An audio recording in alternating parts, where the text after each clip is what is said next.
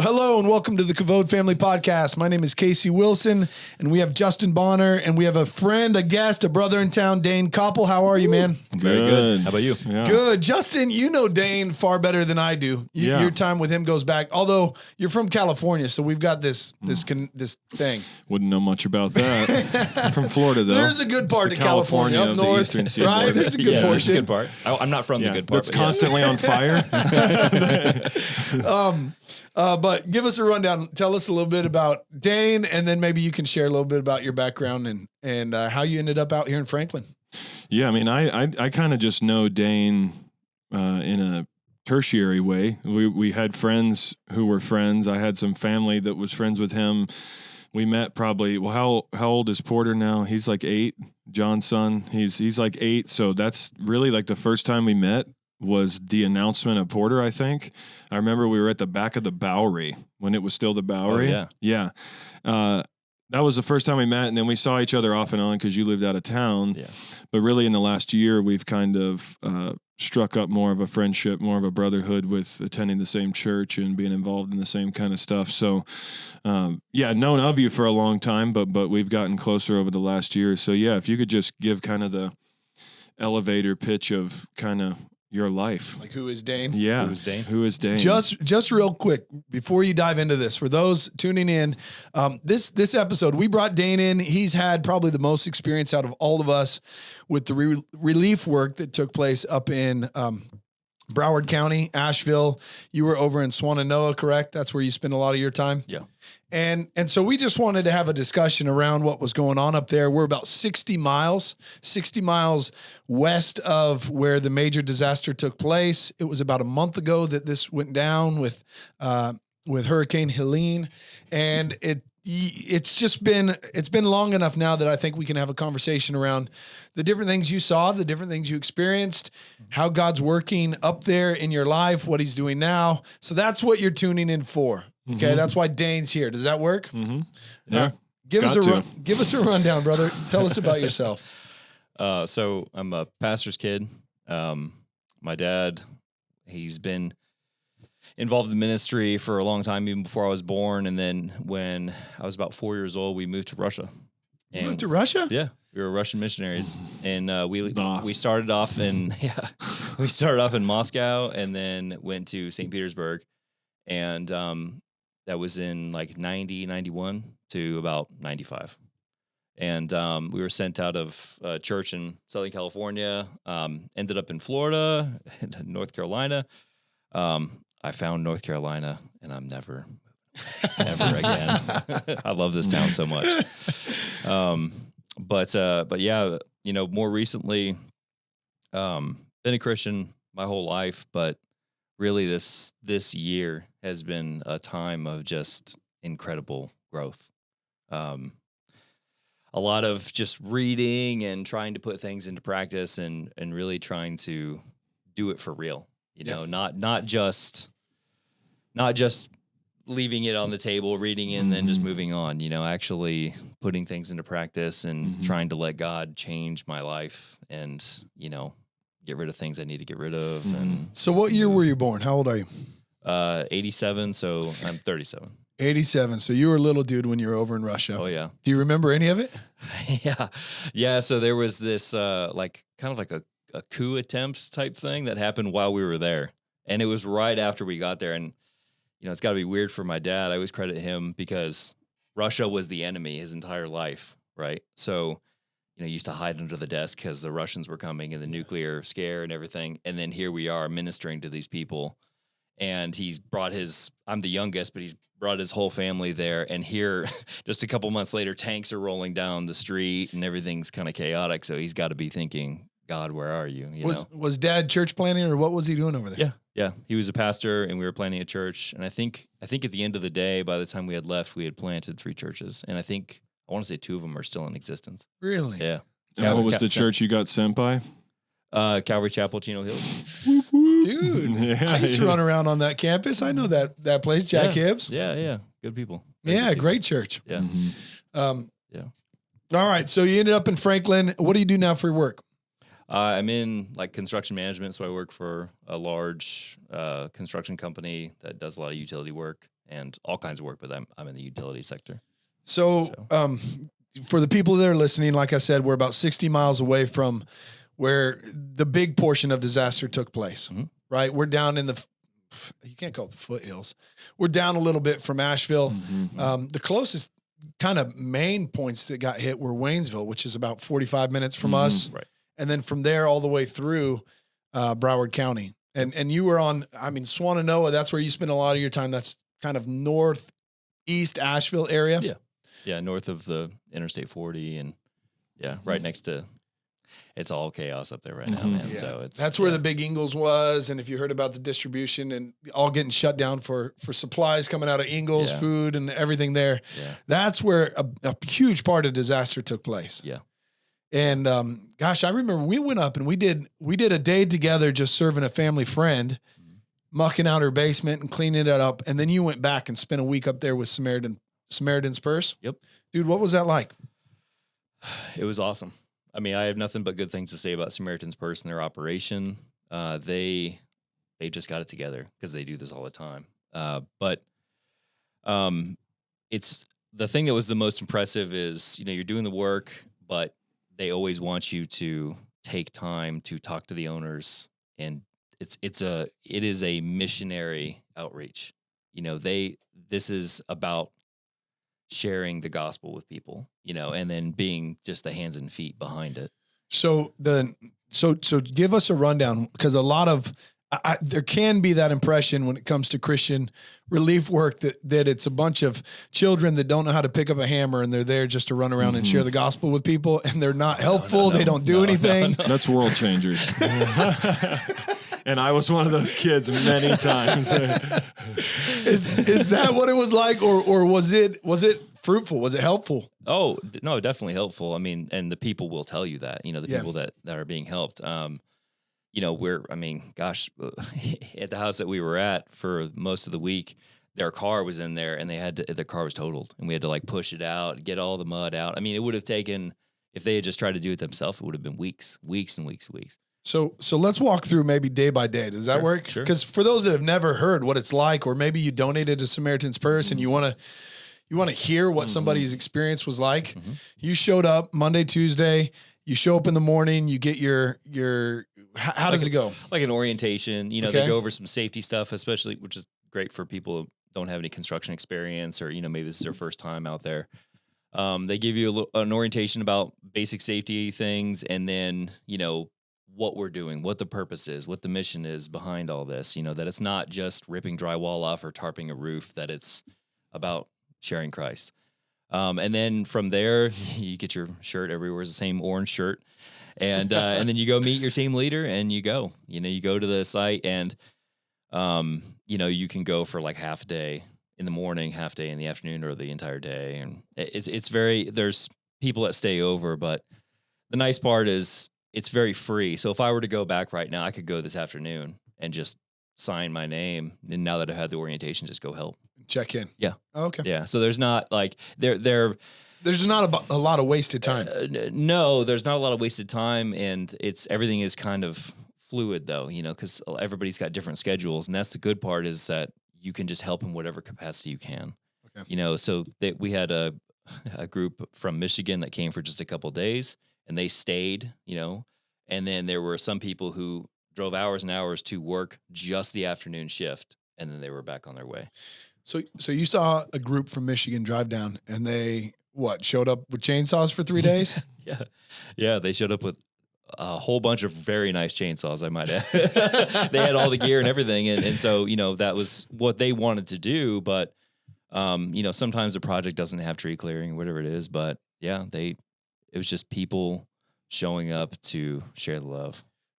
Paint a picture for Swannanoa for those that didn't see images of it. What was it like? As you pull in, what was it like? It's, a lot of destruction.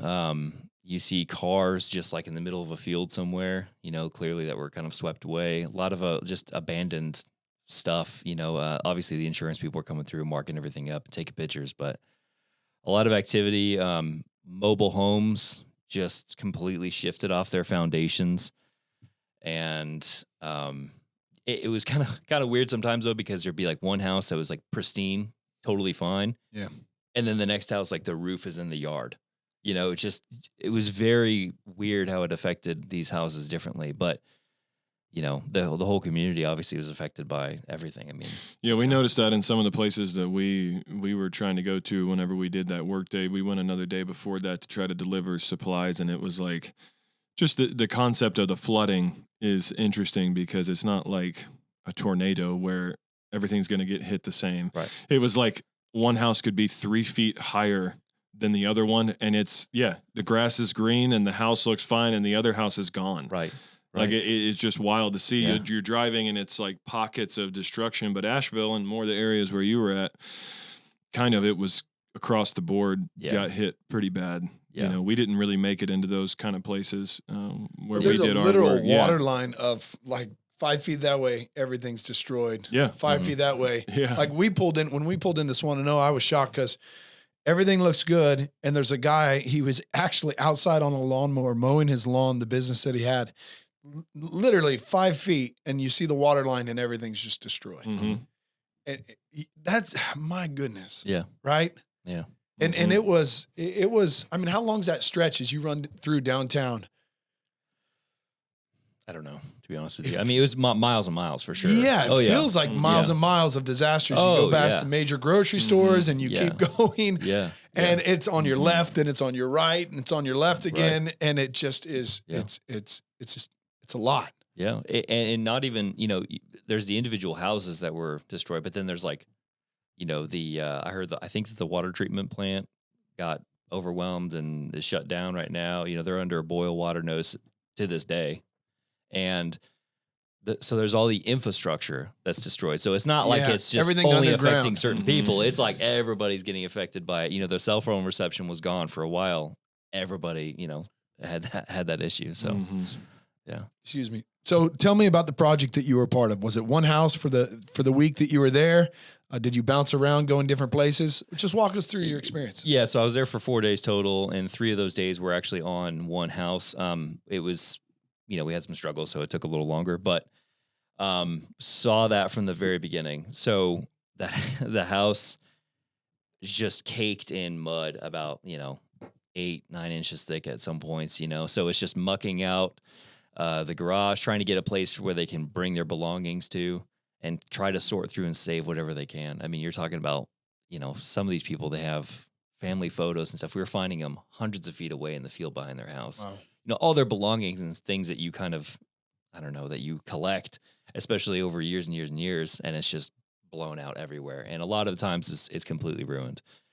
So you start with, mucking out the house, getting the mud out of it, trying to carve out some paths. That way everybody's not slipping and sliding all over the place. And then the next step is getting the drywall off and just trying to get it ready for a contractor to come in and actually repair things for real. It's really more demolition. There's really not a lot of construction. Yeah. So get the wet drywall off. Make sure there's no, stop any mold growth. Some people, they're not supposed to stay back in that house, but that's might be their only option. So get the molds. Yeah, there was quite a few tents even just out on the riverbanks that were set up where they were staying. Yeah. I mean, this entire neighborhood that we were working in, it was kind of like a circle, small little neighborhood. Samaritans burst within, I'd say a third of the houses. And there was just so much devastation, man. You're talking picture gutting every single thing out of a house and just pushing it to the street. Kind of an environmental nightmare, honestly. But I mean, just drywall mixed in with mud, mixed in with photographs, mixed in with bleach or Sewage, whatever. Yeah, all kinds of crazy stuff. Mm-hmm. Yeah. So tell me about the how was the family doing? How were the people that you were working with? What was the attitude of the people that you were with there? How were they handling it? Everybody was different. Everybody was different. So the people that knew Christ, they were having obviously an easier time with it because they had that, that peace in their life, even though it's an incredibly, hard time. And then there were other people, Samaritan's Purse doesn't just help Christians, right? They're helping everybody. So those other people, you could see the look on their face, just they felt like their life was ruined. What do I do now? And, some of them had insurance, some of them don't. So that's a whole battle, and for people that don't have a lot of money, right? It's a tough situation. Very, very tough. Everything that you've invested in this home to build it, might be everything that you have. Everything that you have. And it's gone. Yeah. And you just don't know, will anyone step in? Will I ever get help? What can I do? Yeah. Yeah. Yeah. So all of the Samaritan Spurs, all volunteers. No one's getting paid as far as the volunteer workers that show up. Yeah, I'm not sure about the supervisor type people that they have because they're fairly well trained. Yeah. But and they have like chaplains that roll around, so you have like a couple different like trucks with a crew. Yeah, it's really cool. You're kind of in a group with a truck that's full of tools, and then you kind of spread out to a couple different houses, right, in this little neighborhood area. And then, the chaplain will be kind of roaming around talking to different people, and not just the people that were helping, because there's a lot of people spectating and seeing all the commotion. There's like hundreds of orange shirts around, obviously, so people are curious, but it's a good opportunity to not just witness to the people that you're helping, but everybody else. But yeah, it's all volunteers, and it's people that show up for just a tiny amount of time. And I would encourage anybody to go out there because you can make a difference, even if it's just, for 4 hours on this day, Yeah, the chaplains don't get paid. Like, I can't speak for everybody, but just making the point of like, I think dovetailing the conversation towards like, the response of Christians and that's the perspective that we're speaking from. We're not saying that it's the only charitable group in the world, but just talking from the perspective of Christian response to things like this and Christian action in the world around us. A guy that I was close to at the church that I was at in Highlands, he was a chaplain with Samaritan's Purse. He had been doing it for a really long time, but he went to Hawaii after those fires. Oh, geez. Yeah. And he said it was like really intense, like that's like, whole island is burned down, and that's real biohazard.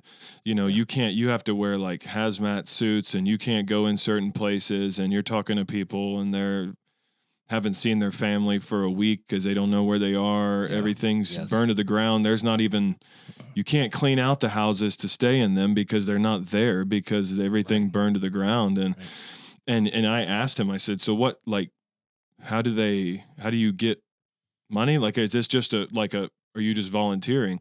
And I think that like your room and board, like where you sleep is a bunkhouse and you get 3 meals a day. Yeah. Like at a cafeteria, but he paid to fly there.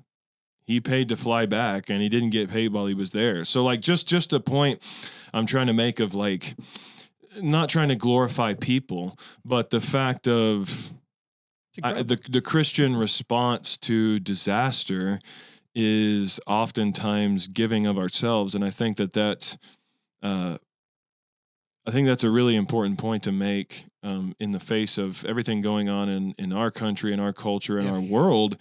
Is there's all these skewed viewpoints, and Christians are guilty of at times not being charitable with love and with the gospel and all kinds of different, maybe some caricatures, maybe some truth. But I think it was Tim Keller, I think I heard it quoted in a sermon recently, that the early Greco-Roman society was stingy with their wallets and loose with their bodies, promiscuous with their bodies. And the early Christians changed the world because they were promiscuous with their wallets and stingy with their bodies. Yeah.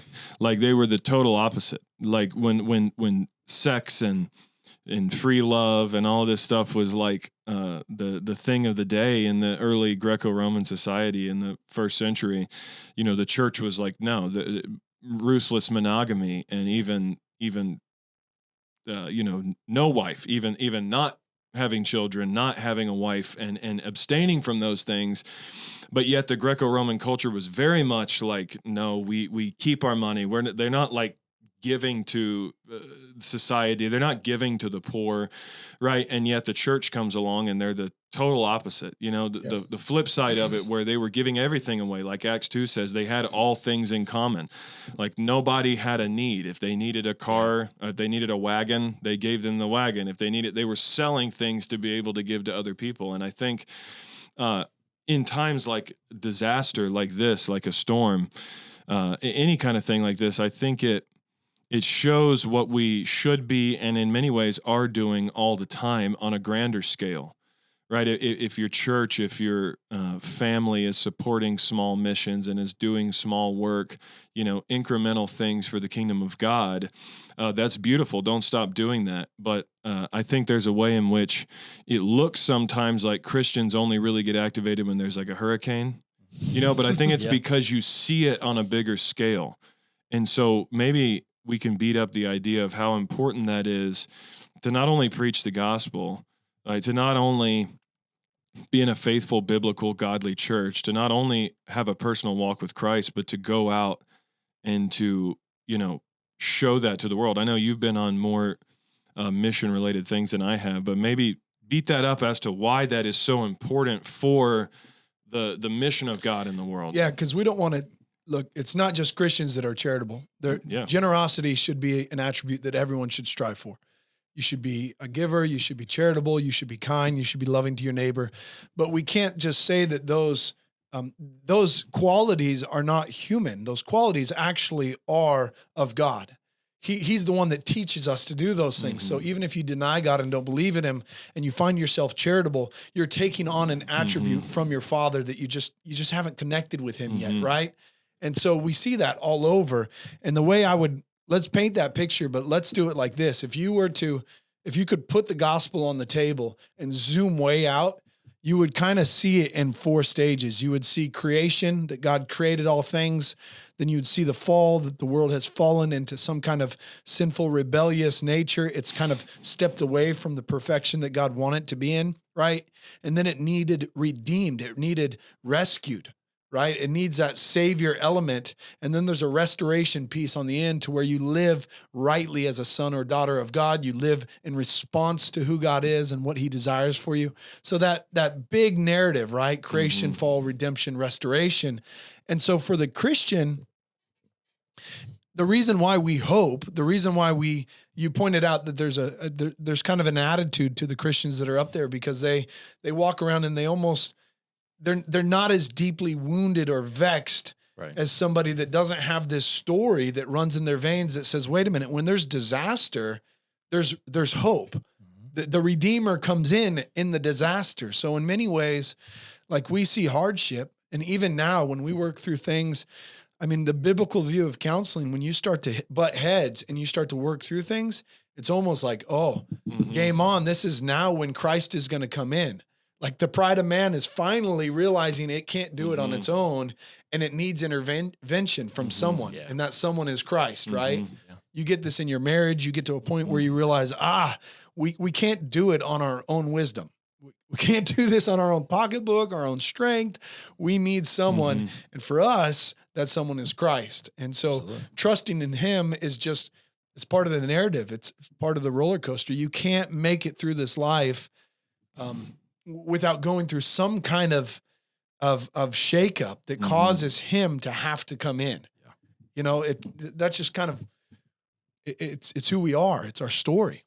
So when we see a house that's been flooded and a town that's been destroyed, we see in some ways, it's almost like a garden that just got tilled. I mean, I don't want to, I'm not trying to make light. There was families that were hurt. There was people that died. There was disaster that took place, right? Homes that now have been turned upside down. But in some way, it's like a gardener that tills the ground, and it's like, okay, but we can rebuild. Exactly. We can rebuild. And if you can trust and believe and walk in that hope and keep that posture, you know, God will be faithful, and you know, you just keep going. And that may take a very long time to rebuild some of those houses. Yeah. You might end up sleeping in a tent on the side of the river, but you know what? God meets people in a tent by the river. That's what he does.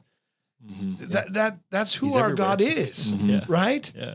And so it's just, I mean, I think we just have that narrative in our head to where no matter how low things go, that redemption is possible. Mhm. You know, that God is for family. He is a rebuilder. He is one who wants these things, but he's working towards our heart, not just our external. Yeah. So if this gets shook up, it's because he's trying to reach this. Yeah, I think that redemption piece is really good because it's kind of a continual thing, right? Like it's not just this like one moment you're redeemed a long time ago, you believed in Jesus or something like that, and then you just continue on and now you're left on your own to kind of trudge through the difficulties of life. That it's this constant redeeming situations, and I think it's a great place to insert kind of the situation with your brother and sister-in-law, because I think that's really a vivid display of exactly what Casey's talking about on a micro scale. Yeah. Yeah, on a micro scale. So my brother lives in Florida and was coming up here for vacation before the hurricane was, even in the forecast months beforehand, and comes up thinking he's going to kind of escape, is off work a little early and then shows up at the house. Hurricane hits like 2 days later and, knocks out our power and everything. And we're 60 miles away, like you were saying. So we're in a much better situation. It wasn't as dire here in Franklin, but, it went from, oh my gosh, there's a disaster and it was very sad, to then, realizing that Christ is compelling us to go help. Yeah. And there was, they basically spent the rest of their week vacation, and then even time after that, they just completely activated, started a GoFundMe, went out there, started buying groceries, receiving deliveries at the airport and everything. And it was incredible to see their two sons actually got on the cover of the local newspaper, so it went from like this crazy situation to now the kids are getting in the newspaper. The kids are seeing this effort. It's not just them. They're learning all these lessons. They're seeing their parents responding to Christ's call. And even in the process of delivering these materials, they were going to these different spots, they would come up here on vacation and they would go to this coffee shop. Well, now they were able to take supplies to that coffee shop and get some coffee. And so even just like you said, on the micro scale, we have our vacations ruined. Okay, big deal. But they were able to go and, have an even better vacation in the midst of all this chaos and stuff. And so it's just a testament to what he does. He redeems terrible situations, whether it's a vacation or your entire, all your belongings are destroyed. Okay, that story testifies to what I'm talking about, that meta narrative, right? If that's the narrative of God, creation, fall, redemption, restoration, if that's sewn into us, then here's a guy who shows up. I've got a plan for a vacation, and when that goes the opposite way, and I get to be a part of a rescue story, and I love it, Right? come on, that means it's inside of us. Yeah. That means that story, that narrative of restoring and redeeming and rescuing, it is inside mankind. It's part of our being in the nature of God. That's what's in us, right? Yes. And so even as children, they had a great time. Oh yeah. Oh yeah. Well, I think that's cool Yeah. too. Like that redemption piece, because I know we talked about there was like a little bit of sourness with your brother, not to dog on him, but it was like, dude, I came up here to get to go on vacation, and like now I got to sit in my brother's house with no power. You know what I mean? And like stare at a wall for a week. And there's that level of God that's like comes down to us. That's what redemption was. It was God coming down, condescending to our level to bring us out of the muck. Psalm 40 brought me out of the pit. And there's that redemption piece, even with your brother. God's going, no, like you're not going to sit in this pit. You're not going to wallow in this. I'm bringing you up. I'm putting a new song in your mouth, a song of praise to our God. Many will see and hear and will fear the Lord. That's the rest of verse 3 of Psalm 40. And I think that's kind of cool. The bigger arc is like, okay, that little thing happened, but they're not from Franklin. Right. So what happens when they go back to where they live in Tampa?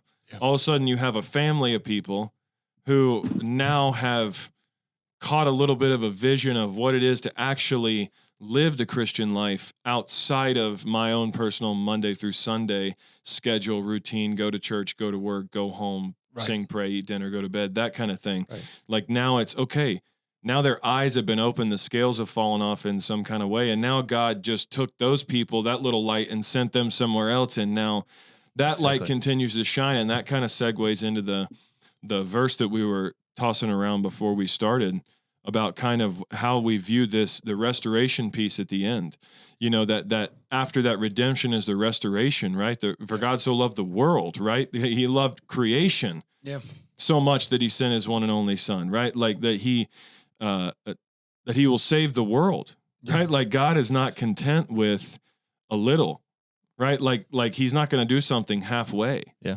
Right. Like it's not, I'm sorry if you're, you have all 57 volumes of Left Behind. He's not gonna, he didn't come back and it wasn't a failed mission. You know what I mean? Like Jesus isn't gonna sneak back in like the 82nd Airborne in the middle of the night and rescue some people and leave the rest.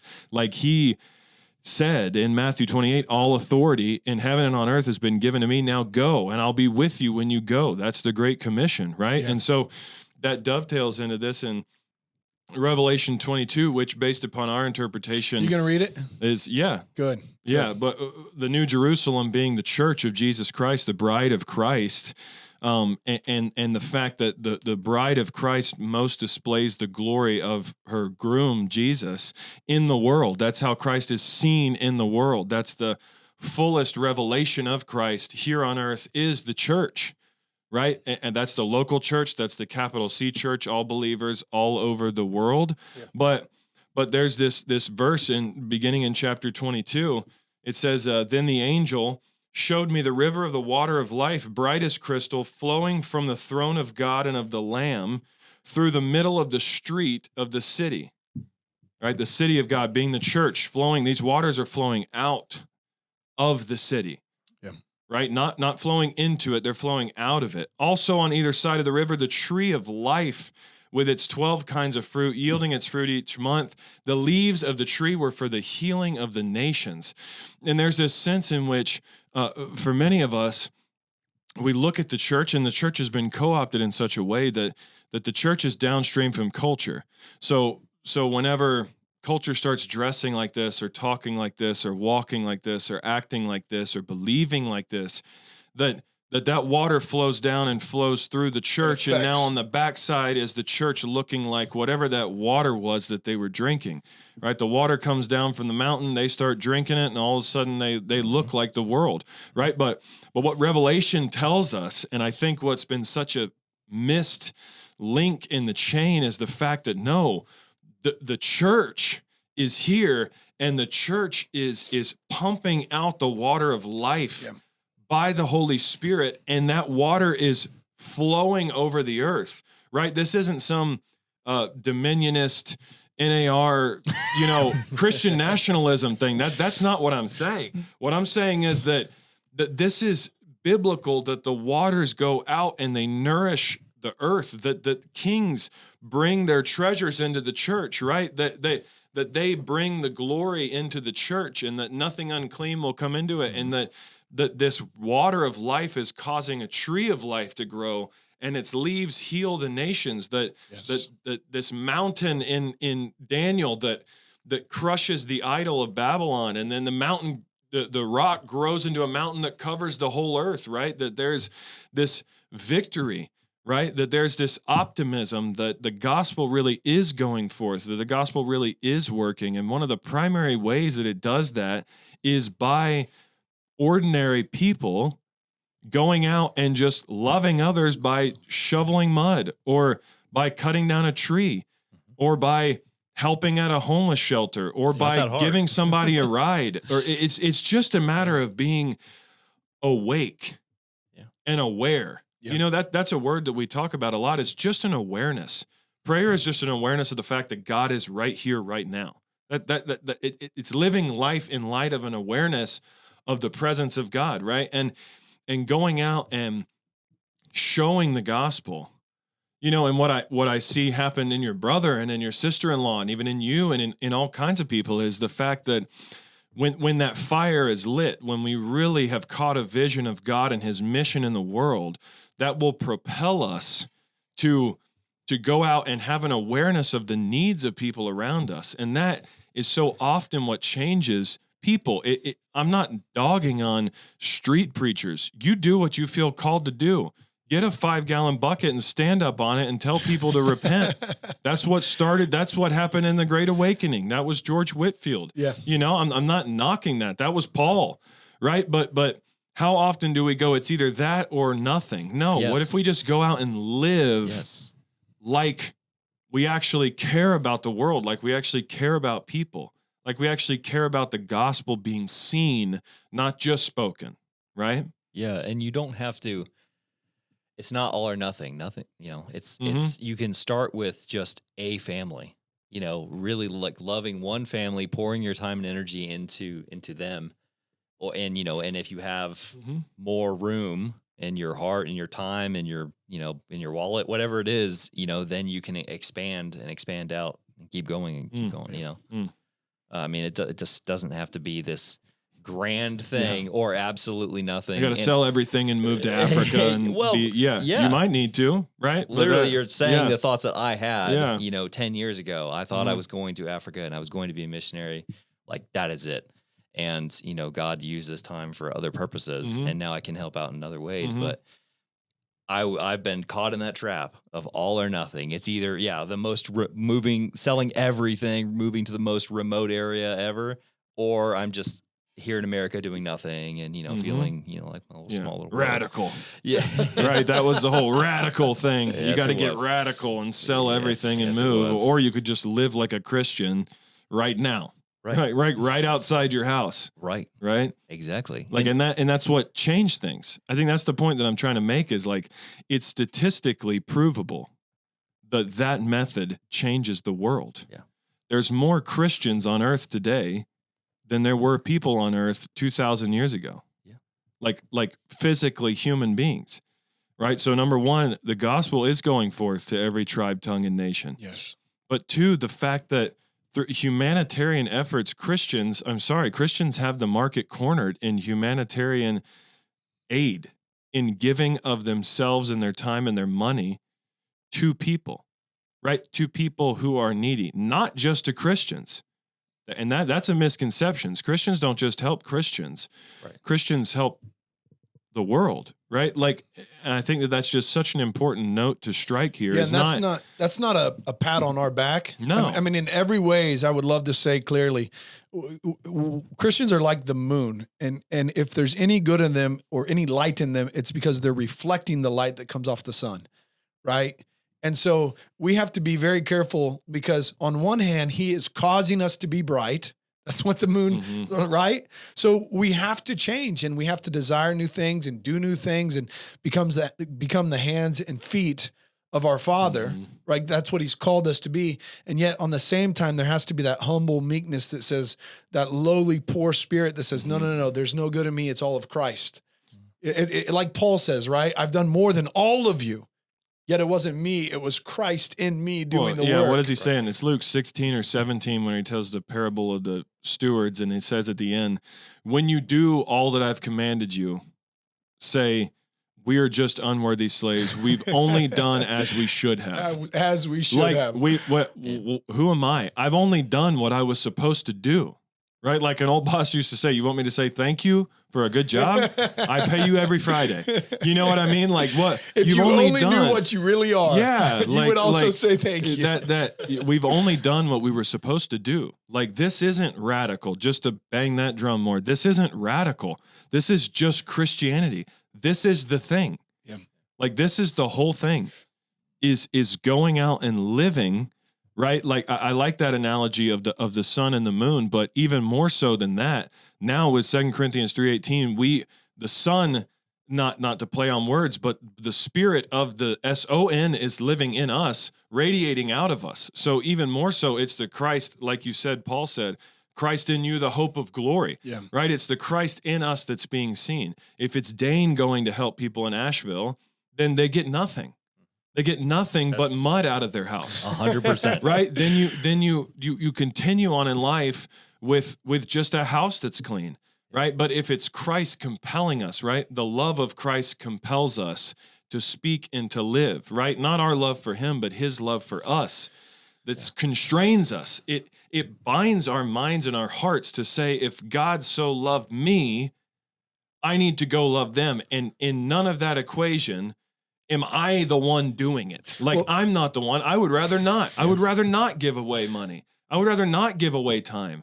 I would rather not go break your back to shovel mud all day in a house that's not even yours, right? Like, I got stuff to do at my house, but it's Christ in me that changes me and rewires my mind, renews my mind day by day to be more like Christ, who was the living embodiment of charity.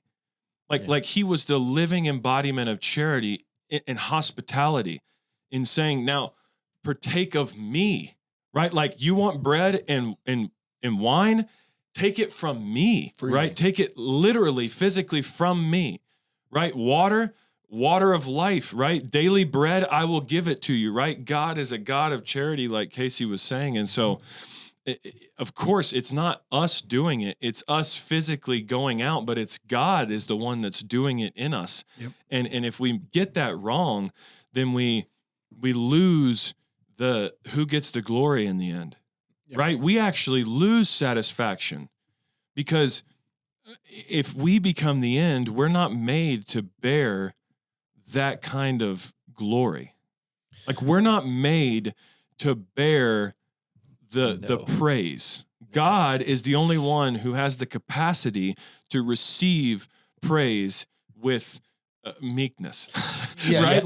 We're not equipped to receive it. And so if we don't position God, what is the Psalm? Not unto us, O Lord, not to us, but to your name give glory and give honor, right? Like, God is the only one who is worthy and able to receive praise for doing those things. So if we're not positioning ourselves under him and saying, I didn't come here because I want to look good on Facebook or on Instagram, right? Like, I came here because God told me to go and live in such a way that others see me through you, right? Yeah, he's the only one of all of us that will never have to give an apology.